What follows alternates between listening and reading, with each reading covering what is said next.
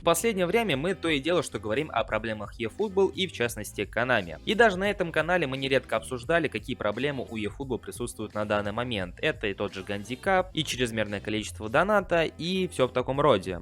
Но еще ни разу на этом канале мы не обсуждали читеров в eFootball, а на самом деле их очень даже много, и с каждым разом становится все больше и больше. А ныне проводимый Championship Open среди пользователей eFootball стал таки апогеем всего читерства, которое присутствует в eFootball на данный момент. Поэтому в рамках данного ролика предлагаю обсудить эту тему поподробнее. Не забывайте поддерживать ролик своими лайками, друзья. Обязательно подписывайтесь на канал с колокольчиком, если находитесь здесь впервые. Ну и в комментариях делитесь своим мнением по поводу всего услышанного. Как часто сталкиваетесь с читерами вы? Ну а мы начинаем. А спонсорами данного ролика на этот раз стали моя группа ВКонтакте и телеграм-канал, ссылка на который присутствует в описании. В телеграме мы обсуждаем различные новости, я делюсь какими-то своими мыслями, анонсирую ролики, стримы и так далее. ВКонтакте все новости и слухи по игре, а также небольшой эксклюзивный контент за спонсорскую подписку. Опять-таки, ссылки в описании.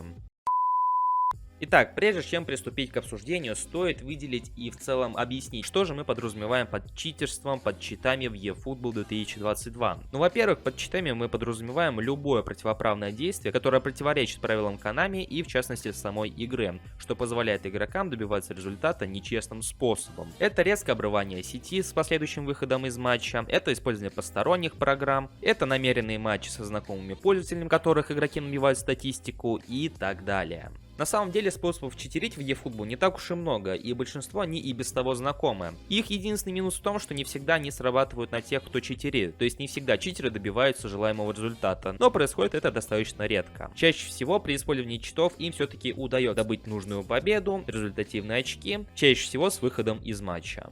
И как я упомянул еще в самом вступлении к этому ролику, проводимый ныне в eFootball Championship Open среди игроков стал таки апогеем всего читерства на данный момент, который присутствует в игре, поскольку на вершине рейтинга проводимого турнира были по сути одни читеры. Во-первых, у них было просто несоизмеримое количество побед, количество поражений. Помимо количества побед и поражений в этом турнире, у некоторых игроков было несоизмеримое количество забитых голов, которое просто невозможно забить за все матчи, если эти матчи не заканчивались со счетом 20-0, 30-0 и так далее. Да что уж говорить, когда Konami сами выскочили на арену и стали объясняться перед игроками, что да, факт читерства есть, мы заметили таких игроков, да вы все их заметили, а поэтому мы постараемся принять необходимые меры. После этого о Championship Open пока ничего не слышно, что будет с читерами, их удалят, их дисквалифицируют, их забанят, что с ними сделают до сих пор непонятно.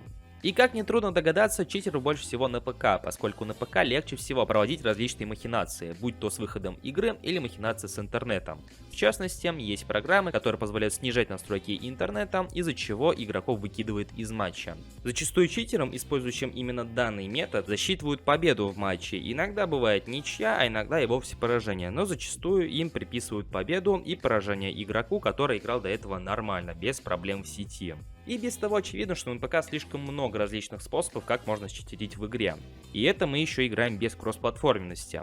А представьте, что будет ближе к концу года, когда все-таки кроссплатформенность завезут на все версии игры, начиная от мобильных устройств и заканчивая теми же консолями нового поколения. И дай бог, если будут настройки поиска игроков, и с ПК игроками можно будет не встречаться, поскольку в таком случае количество читеров и взрывающихся пуканов будет еще больше, уж поверьте. Но это мы говорим о будущем. Что же касаемо нынешнего положения дел, то сейчас все на самом деле очень даже печально, потому что читеров становится все больше и больше, Konami с ними ничего не делают, никак не банят, никак не наказывают, и даже банально не позволяют игрокам забанить соответствующих игроков. По крайней мере, если не для всей игры, то по крайней мере оградить от себя, добавить в этакий черный список, как это было раньше, например. Потому что есть нечестные игроки, которые катают как уёбки, уж извините за мой французский, катая мяч на своей половине поля, а есть откровенные читеры, которые опять-таки ливают с матчей и им засчитывают победу. Но, увы, черный список отсутствует, а поэтому есть возможность, что вы рано или поздно снова с ними встретитесь. И это тоже не есть хорошо.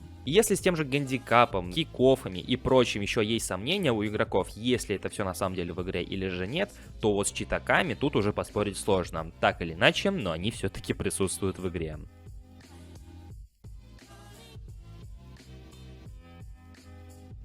Не менее щепетильная тема для eFootball, так же как и остальные, поэтому в комментариях под этим роликом я также буду ждать ваше мнение по поводу всего услышанного, что вы думаете, как часто встречались с читаками вы и на каких платформах. Обязательно отпишите в комментариях.